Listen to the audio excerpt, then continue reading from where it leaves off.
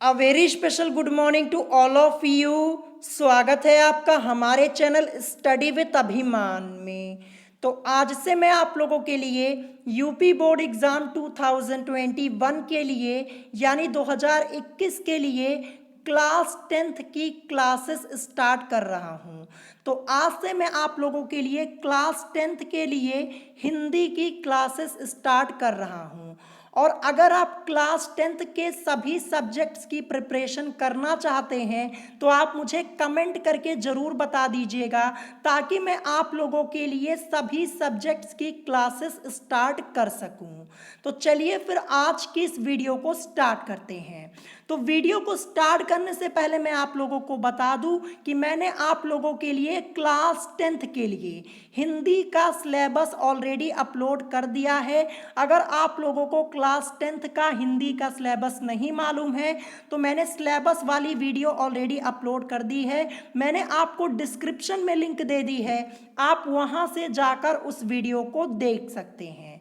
तो चलिए फिर आज की इस वीडियो को स्टार्ट करते हैं और देखते हैं आज का हमारा यहाँ पे टॉपिक क्या दिया है। तो जैसा कि आप देख सकते हैं आज का हमारा यहाँ पे टॉपिक दिया है हिंदी गद्य का विकास संक्षिप्त परिचय। फिर इसके नीचे यहाँ पे लिखा है हिंदी खड़ी बोली गद्य का विकास काल विभाजन। तो मैं आपको बता दूं ये जो आपका टॉपिक है काल विभाजन वाला, ये टॉपिक आपका मोस्ट इम्पॉर्टेंट है, क्योंकि इस टॉपिक से आपके बोर्ड एग्जाम में कई बार क्वेश्चंस पूछे जा चुके हैं और इस बार के बोर्ड एग्जाम में भी आपसे इस टॉपिक से क्वेश्चंस पूछे जा सकते हैं। ठीक है, तो आज की इस वीडियो में मैं आपको यहाँ पे सबसे पहले काल विभाजन के बारे में डिटेल में बताऊंगा, फिर इससे संबंधित मैं आपको यहाँ पे महत्वपूर्ण प्रश्न भी करवाऊंगा। जैसा कि आप देख सकते हैं मैंने यहाँ पे कुछ महत्वपूर्ण प्रश्न लिखे हुए हैं और ये सारे प्रश्न आपके बोर्ड एग्जाम के पॉइंट ऑफ व्यू से मोस्ट इंपॉर्टेंट है। हो सकता है कि इसमें से कुछ प्रश्न आपके इस बार के बोर्ड एग्जाम में पूछ लिए जाएं। तो चलिए फिर सबसे पहले मैं आपको यहाँ पे काल विभाजन के बारे में डिटेल में बता देता हूँ, फिर मैं आपको यहाँ पे प्रश्न करवाऊंगा। तो जैसा कि आप देख सकते हैं एक तरफ यहाँ पे लिखा हुआ है युग का नाम और दूसरी तरफ यहाँ पे समय सीमा दी हुई है। तो आपको यहाँ पे समय सीमा याद होना बहुत जरूरी है और यही आपसे आपके बोर्ड एग्जाम में पूछा जाता है, ध्यान रखिएगा। अभी मैं आपको बताऊंगा कि कैसे क्वेश्चंस पूछे जाते हैं इस टॉपिक से रिलेटेड। तो यहाँ पे जैसा कि आप देख सकते हैं यहाँ पे लिखा हुआ है युग का नाम। सबसे पहले यहाँ पे क्या लिखा हुआ है, पूर्व भारतेंदु युग। क्या लिखा है, पूर्व भारतेंदु युग लिखा हुआ है। अब इसकी समय सीमा कितनी है, जैसा कि आप देख सकते हैं यहाँ पे लिखा हुआ है 13वीं शताब्दी के मध्य से 1868 ईस्वी तक। ठीक है, ये भारतेंदु युग की समय सीमा है 13वीं शताब्दी के मध्य से 1868 ईस्वी तक। अब आप लोग सोच रहे होंगे कि क्वेश्चन कैसे पूछा जाएगा। चलिए अब मैं आपको ये बता देता हूं कि क्वेश्चन कैसे पूछा जाएगा। ठीक है, तो अगर आपसे क्वेश्चन पूछा जाएगा तो ऐसे पूछा जाएगा कि पूर्व भारतेंदु युग की समय सीमा का निर्धारण कीजिए। कैसे पूछा जाएगा, पूर्व भारतेंदु युग की समय सीमा का निर्धारण कीजिए। तब आपका आंसर क्या होगा, 13वीं शताब्दी के मध्य से 1868 ईस्वी तक। या फिर यही क्वेश्चन आपसे दूसरे तरीके से भी पूछा जा सकता है। कैसे पूछा जा सकता है कि पूर्व भारतेंदु युग का काल निर्धारण कीजिए, तब भी आपका यही आंसर होगा। या फिर आपसे ऐसे भी एक क्वेश्चन पूछा जा सकता है कि पूर्व भारतेंदु युग की काल अवधि बताइए, तब भी आपका यही आंसर होगा 13वीं शताब्दी के मध्य से 1868 ईस्वी तक। तो तीन प्रकार से आपसे ये क्वेश्चन पूछा जा सकता है। तीनों प्रकार मैंने आपको बता दिए और आशा करता हूं आप लोग समझ भी गए होंगे। अब चलिए आगे देखते हैं। तो जैसा कि आप देख सकते हैं आगे आपका यहाँ पे दिया है भारतेंदु युग। ये आपका मोस्ट इंपॉर्टेंट है, ये आपके बोर्ड एग्जाम में आप लोगों से पूछा जा सकता है। तो चलिए देखते हैं भारतेंदु युग की समय सीमा कितनी है। तो जैसा कि आप देख सकते हैं यहाँ पे लिखा हुआ है 1868 से 1900 ईस्वी तक। ये किसकी समय सीमा है? ये भारतेंदु युग की समय सीमा है और इसको याद जरूर कर लीजिएगा क्योंकि ये इस बार आपके बोर्ड एग्जाम में पूछा जा सकता है। ठीक है, तो क्वेश्चन आपसे कैसे पूछा जाएगा ये मैं आपको बता देता हूं। आप लोगों से पूछ लिया जाएगा कि भारतेंदु युग की काल अवधि बताइए, तब आपका आंसर क्या होगा? 1868 से 1900 ईस्वी तक। यही क्वेश्चन आपसे दूसरे तरीके से पूछा जा सकता है कि भारतेंदु युग का काल निर्धारण कीजिए, तब भी आपका आंसर यही होगा। आपको ध्यान रखना है। और या फिर ऐसे भी पूछा जा सकता है कि भारतेंदु युग की समय सीमा बताइए, तब भी आपका यही आंसर होगा 1868 से 1900 ईस्वी तक। तो इसको याद जरूर कर लीजिएगा, ये इस बार के बोर्ड एग्जाम में आप लोगों से पूछा जा सकता है। अब चलिए आगे देखते हैं। तो आगे आपका यहाँ पे दिया है द्विवेदी युग। अब द्विवेदी युग की समय सीमा कब से कब तक है? जैसा कि आप देख सकते हैं यहाँ पे लिखा हुआ है 1900 से 1922 ईस्वी तक। ये किसकी समय सीमा है? द्विवेदी युग की समय सीमा है और ये भी आपका इंपॉर्टेंट है, ये भी आपके बोर्ड एग्जाम में पूछा जा सकता है। क्वेश्चन कैसे पूछा जाएगा कि द्विवेदी युग की काल अवधि बताइए, या फिर आपसे पूछ लेगा कि द्विवेदी युग की समय सीमा का निर्धारण कीजिए, या फिर आपसे पूछ लेगा कि द्विवेदी युग का काल निर्धारण कीजिए। टोटल 3 प्रकार से आपसे ये क्वेश्चन पूछा जा सकता है और आंसर आप लोगों का यही रहेगा 1900 से 1922 ईस्वी तक। तो इसको याद जरूर कर लीजिएगा, ये इंपॉर्टेंट है। अभी मैं आपको क्वेश्चन नीचे कराऊंगा, आप उसकी टेंशन मत लीजिए। अब चलिए आगे बढ़ते हैं। नेक्स्ट हमारा यहाँ पे दिया है शुक्ल युग। ठीक है, क्या लिखा हुआ है? शुक्ल युग लिखा है। अब इसकी समय सीमा कितनी है? तो जैसा कि आप देख सकते हैं 1919 से 1938 ईस्वी तक ये शुक्ल युग की समय सीमा है और इसको भी याद कर लीजिएगा। आपको समय सीमा याद होना बहुत जरूरी है। समय सीमा ही आप लोगों से पूछा जाता है अक्सर, ये ध्यान रखिएगा। ठीक है, तो शुक्ल युग की समय सीमा कब से कब तक है? 1919 से 1938 ईस्वी तक है। क्वेश्चन आपसे कैसे पूछा जाएगा? आप लोगों से पूछ लिया जाएगा कि शुक्ल युग की समय सीमा का निर्धारण कीजिए, या फिर आपसे पूछ लेगा कि शुक्ल युग का काल निर्धारण कीजिए, या फिर आपसे पूछ लेगा कि शुक्ल युग की काल अवधि बताइए। 3 प्रकार से आपसे ये क्वेश्चन पूछा जा सकता है, लेकिन आंसर आपका यही रहेगा 1919 से 1938 ईस्वी तक। तो इसको याद जरूर कर लीजिएगा। अब इसके बाद देखते हैं आगे। आगे आपका यहाँ पे दिया है शुक्लोत्तर युग। क्या दिया है? शुक्लोत्तर युग। ये आपका मोस्ट इंपॉर्टेंट है और ये आपके बोर्ड एग्जाम में 2 बार पूछा भी जा चुका है, 2012 में और 2013 में। 2 बार आपके बोर्ड एग्जाम में ये क्वेश्चन पूछा गया है। अभी मैं आपको क्वेश्चन करवाऊंगा तो बताऊंगा कैसे आप लोगों से क्वेश्चन पूछा गया था। तो शुक्लोत्तर युग की समय सीमा कब से कब तक है?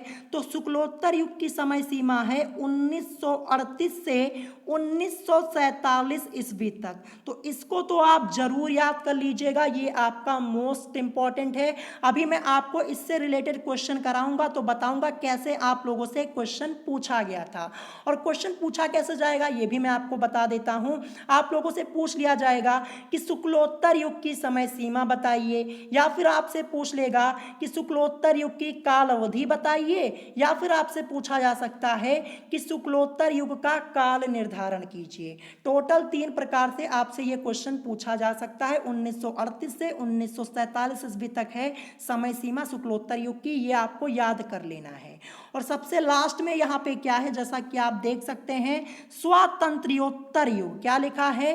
स्वातंत्र्योत्तर युग। अब इसकी समय सीमा कब से कब तक है? 1947 से अब तक है। ठीक है, जैसा कि आप देख सकते हैं क्या लिखा हुआ है, 1947 से अब तक।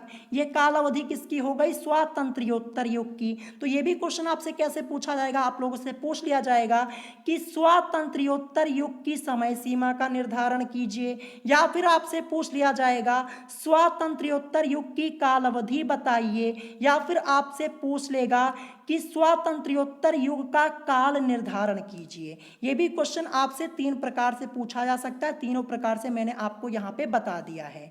तो आपको यहाँ पे समय सीमा अच्छे से याद कर लेनी है, यहाँ से आपके बोर्ड एग्जाम में क्वेश्चंस पूछ लिए जाते हैं। अब चलिए मैं आपको इससे रिलेटेड कुछ महत्वपूर्ण प्रश्न करवा देता हूं। जैसा कि आप देख सकते हैं नीचे मैंने यहाँ पे कुछ महत्वपूर्ण प्रश्न लिखा हुआ है, ठीक है। तो टोटल मैंने यहाँ पे 4 प्रश्न लिखे हैं और इन चारों प्रश्न को आपको अच्छे से याद कर लेना है। हो सकता है कि इसमें से कुछ प्रश्न इस बार के बोर्ड एग्जाम में आप लोगों से पूछ लिए जाएं। तो चलिए देखते हैं हमारा यहाँ पे सबसे पहला प्रश्न क्या दिया है। यहाँ पे आपका प्रश्न लिखा है कि भारतेंदु युग का काल निर्धारण कीजिए। अभी मैंने आपको ऊपर बताया था ऐसे ही आप लोगों से क्वेश्चन पूछा जाता है इस टॉपिक से, ठीक है, जो आपका काल निर्धारण वाला है। तो सबसे पहला प्रश्न हमारा यहाँ पे क्या बना है कि भारतेंदु युग का काल निर्धारण कीजिए। यही क्वेश्चन आपसे ऐसे भी पूछा जा सकता है कि भारतेंदु युग की काल अवधि बताइए, या फिर आपसे पूछा जा सकता है कि भारतेंदु युग का काल निर्धारण कीजिए। तीनों तरीके से आपको यह प्रश्न मालूम होना जरूरी है। तो यहाँ पे आपका उत्तर क्या हो जाएगा, आपका उत्तर हो जाएगा 1868 से 1900 ईस्वी तक के समय को भारतेंदु युग के नाम से जाना जाता है। यही आपका इसमें आंसर हो जाएगा। अगर आप इतना लिख देंगे तो आपको पूरा नंबर मिल जाएगा, ठीक है। क्वेश्चन क्या है कि भारतेंदु युग का काल निर्धारण कीजिए। तो 1868 से 1900 ईस्वी तक के समय को भारतेंदु युग के नाम से जाना जाता है। अभी ऊपर ही मैंने आपको बताया हुआ है ऐसे आपसे क्वेश्चन पूछे जाते हैं। तो इन प्रश्नों को आप लिख लीजिएगा और याद जरूर कर लीजिएगा। अब चलिए आगे बढ़ते हैं। दूसरा प्रश्न हमारा क्या दिया है।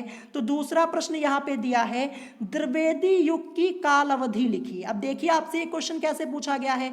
यहाँ पे आपसे क्वेश्चन पूछ लिया गया है कि द्विवेदी युग की काल अवधि लिखिए। यही क्वेश्चन आपसे ऐसे भी पूछा जा सकता है कि द्विवेदी युग की समय सीमा बताइए, या फिर आपसे पूछा जा सकता है कि द्विवेदी युग का काल निर्धारण कीजिए। तो क्वेश्चन आपसे अलग अलग प्रकार से पूछ लिए जाते हैं, लेकिन आंसर आपका वही होता है, ठीक है। तो यहाँ पे आंसर क्या हो जाएगा, उत्तर क्या हो जाएगा इस प्रश्न का, द्विवेदी युग की काल अवधि 1900 से 1922 ईस्वी तक है। बस आपको इतना याद कर लेना है, 1900 से 1922 ईस्वी तक। अगर आप इतना भी आंसर में लिख देंगे तो आपको पूरा नंबर मिल जाएगा, ध्यान रखिएगा। और ये भी आपका मोस्ट इंपॉर्टेंट क्वेश्चन है। मैंने आपको बताया ना, मैं टोटल आपको यहाँ पे 4 क्वेश्चन करवाऊंगा और ये चारों क्वेश्चन आपके इंपॉर्टेंट हैं। अब चलिए आगे बढ़ते हैं अगले प्रश्न की तरफ। जैसा कि आप देख सकते हैं ये आपका तीसरा प्रश्न है। तो तीसरा प्रश्न आपका यहाँ पे लिखा हुआ है कि शुक्ल युग की समय सीमा बताइए। क्या पूछा है, शुक्ल युग की समय सीमा बताइए। अब इसका उत्तर क्या हो जाएगा, तो इसका उत्तर आपका हो जाएगा शुक्ल युग की समय सीमा 1919 से 1938 ईस्वी तक मानी जाती है। ये आपका इसमें आंसर हो जाएगा। और ये भी क्वेश्चन आपसे 3 तरीके से पूछा जा सकता है। अब जैसा कि आप देख सकते हैं यहाँ पे आपसे पूछा है कि शुक्ल युग की समय सीमा बताइए। यहाँ पे आपसे ये भी पूछ सकता है कि शुक्ल युग की काल अवधि बताइए, या फिर आपसे पूछ सकता है कि शुक्ल युग का काल निर्धारण कीजिए।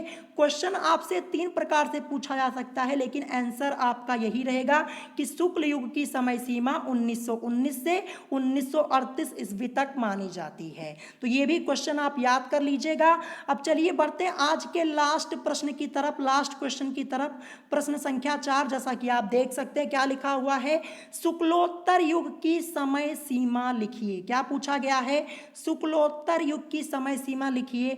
और ये प्रश्न आपके बोर्ड एग्जाम में 2 बार पूछा जा चुका है।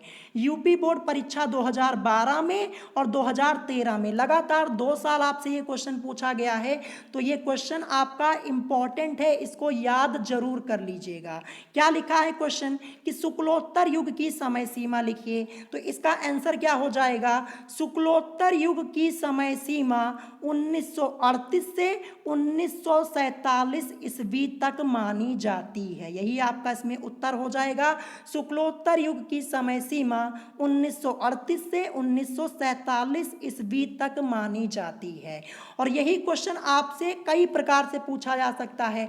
अब दूसरे प्रकार से आपसे कैसे पूछा जाएगा, आप लोगों से पूछ लिया जाएगा कि शुक्लोत्तर युग की काल अवधि लिखिए, तब भी आपका यही आंसर होगा। या फिर आपसे पूछ लिया जाएगा कि शुक्लोत्तर युग का काल निर्धारण कीजिए, तब भी आपका यही उत्तर होगा 1938 से 1947 ईस्वी तक। ठीक है, तो यहाँ पे मैंने आपको टोटल 4 प्रश्न करवाए हुए हैं और ये चारों प्रश्न आपके इंपॉर्टेंट हैं, इनको लिख लीजिएगा और याद कर लीजिएगा।